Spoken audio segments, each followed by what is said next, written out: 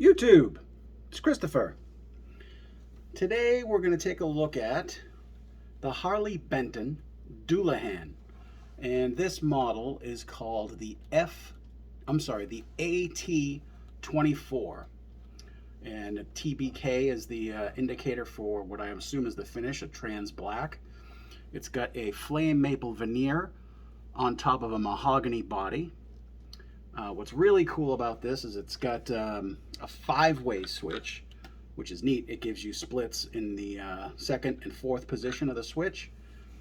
What else can I say here? This has got a maple neck, stainless steel fretboards on top of a pretty sweet looking piece of ebony here. And it's got mother of pearl inlays. It's got Roswell pickups, which aren't terrible, surprisingly.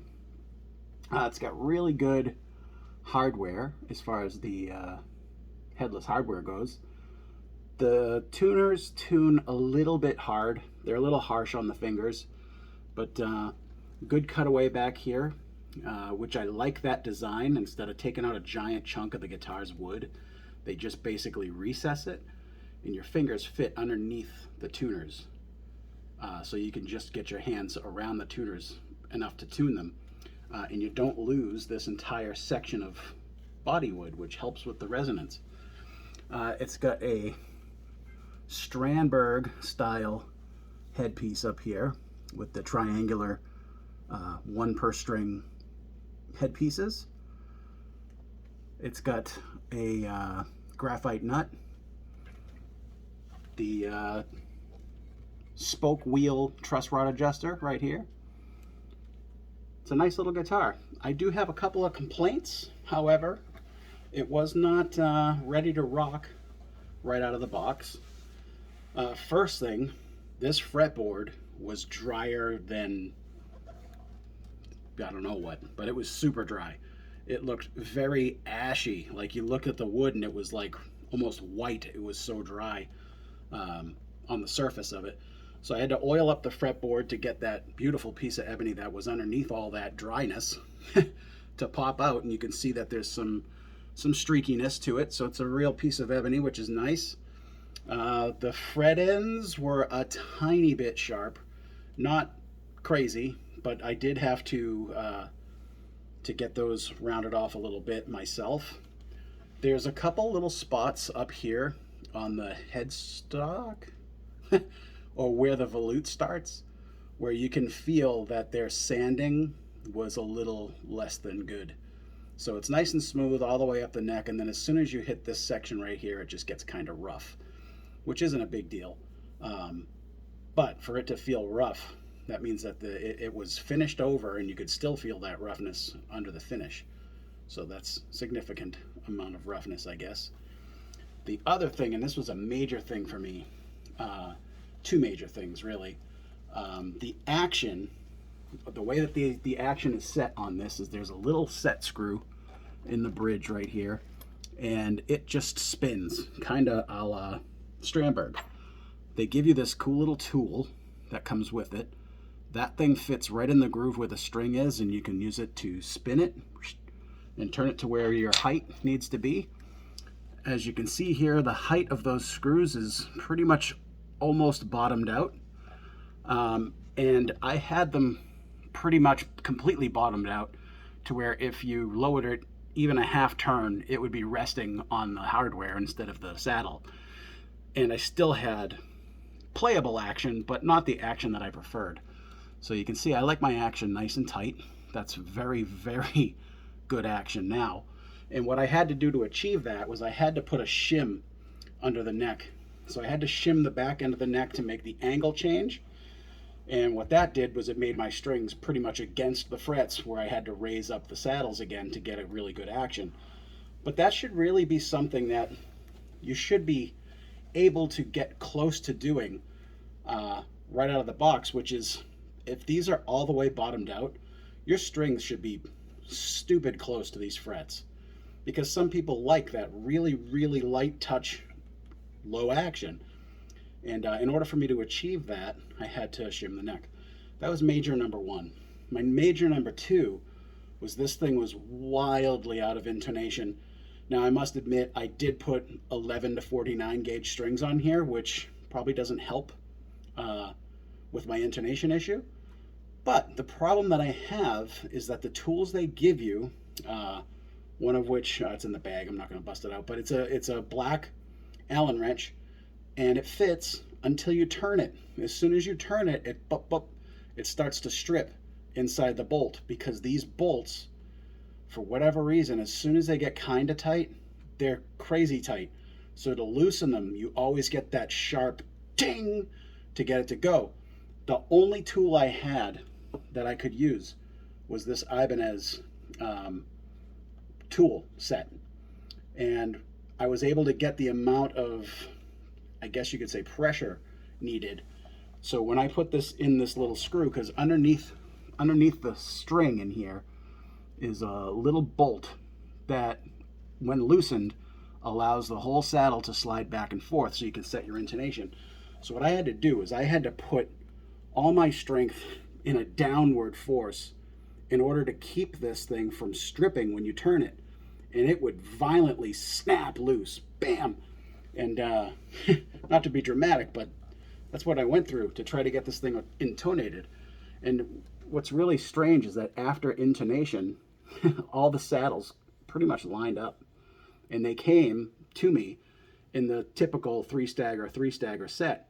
And it was wildly out of intonation, to where anything above like the 7th fret was like out of tune completely. So I fixed those, and I'm able to keep the guitar. If you're a new kid playing guitar and you get this and you have those issues, chances are good, A, you're not going to even realize you have those issues.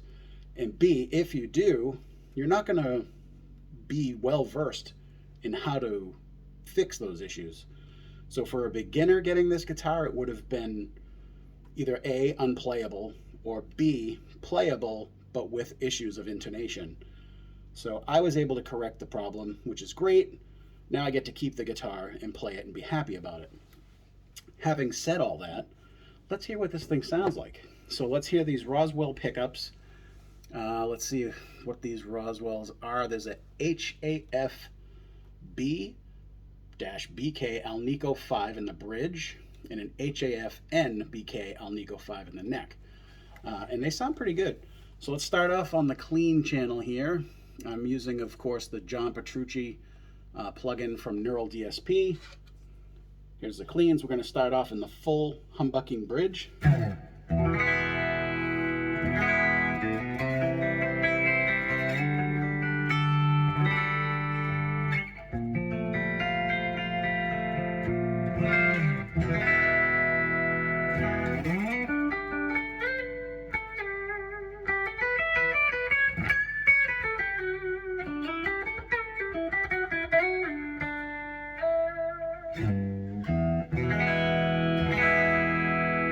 The full humbucker. So now in the second position it splits, and we have, I believe, the inside coil? No, the outside coil. Ooh.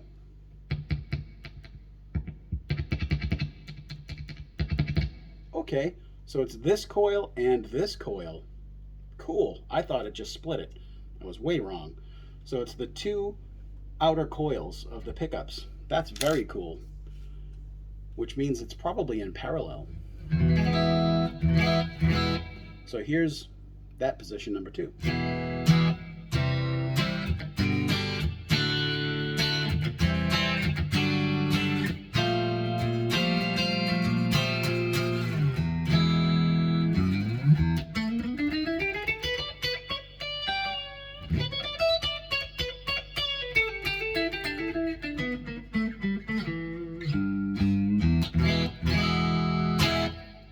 Position 3, let's check it, because so far I've got one for one.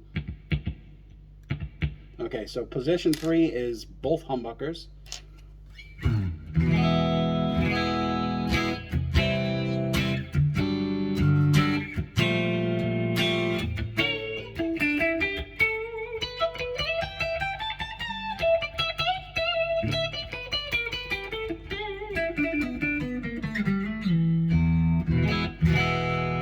Position position 4, which now I'm going to assume it's the inside coils. Let's check.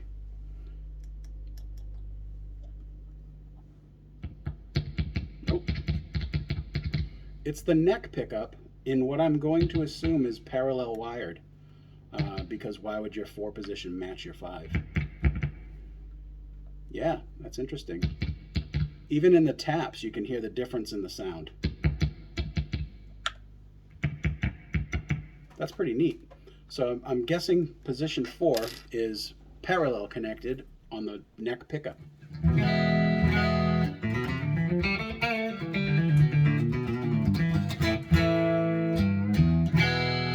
And that sounds great.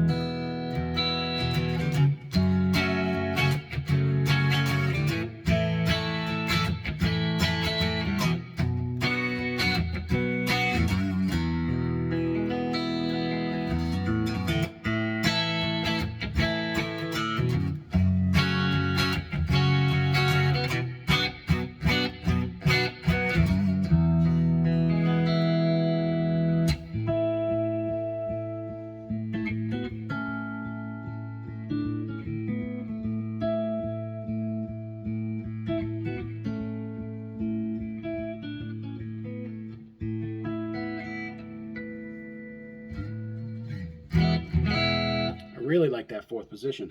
5th position is the full humbucker. You can hear that bump in volume and a little bit of more girth in the tone.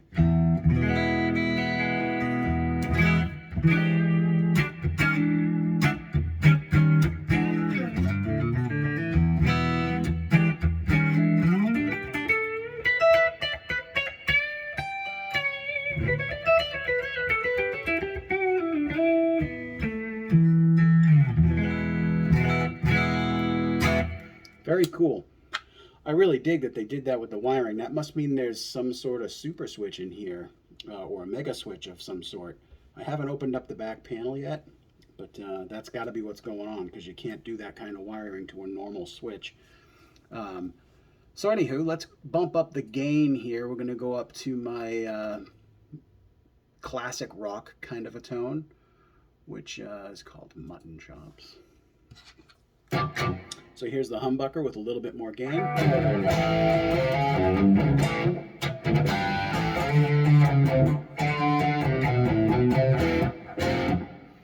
going to stop playing that right now.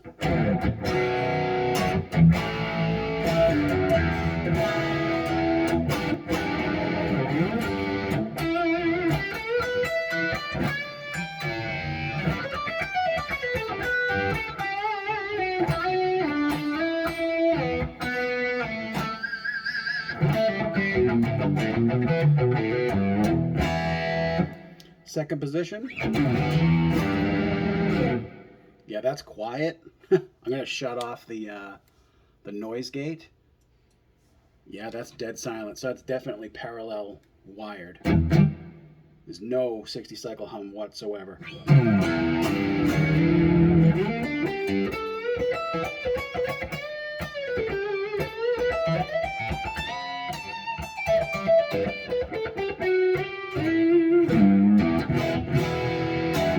Third position, both humbuckers.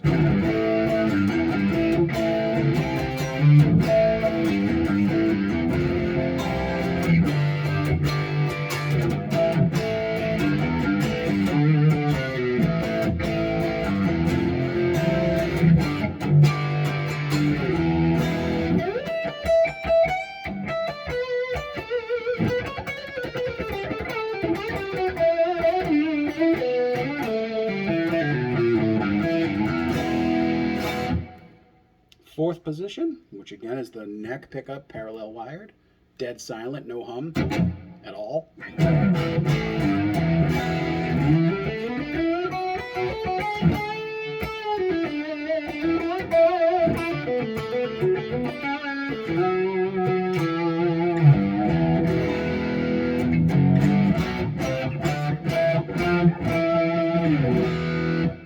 Neck position, full hum.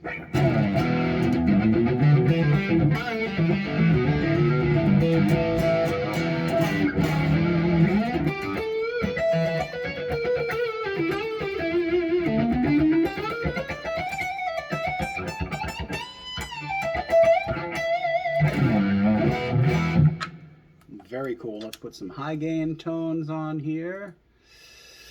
Oh, her majestic boom. I love this patch.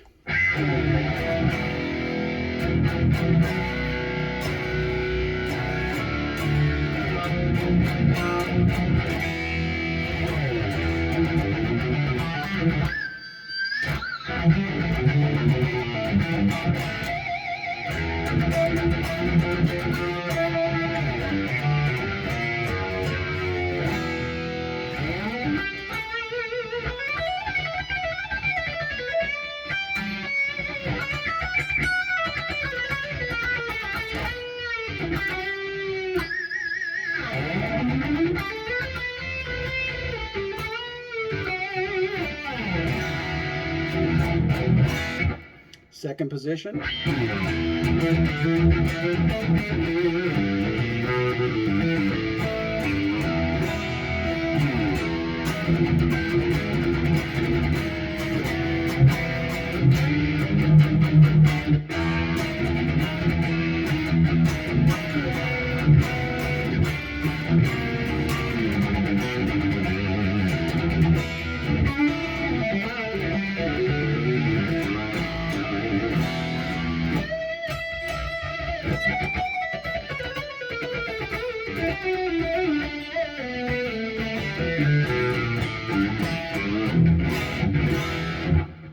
Middle position.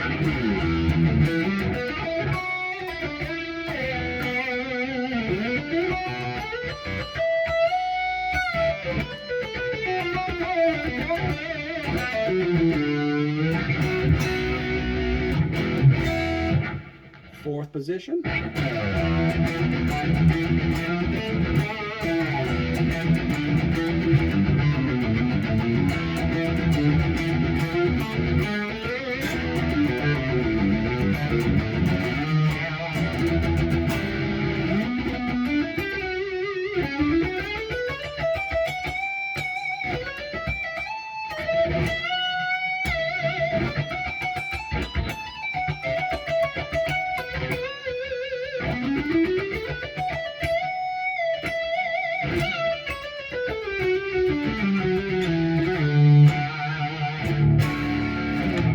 Neck position.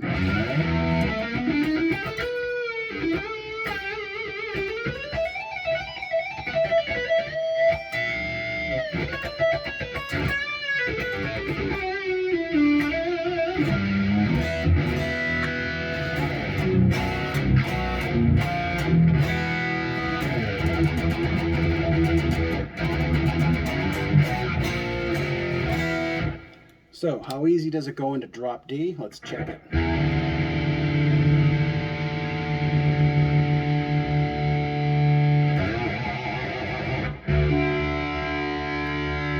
Pretty easy. Let's see if it's still in tune.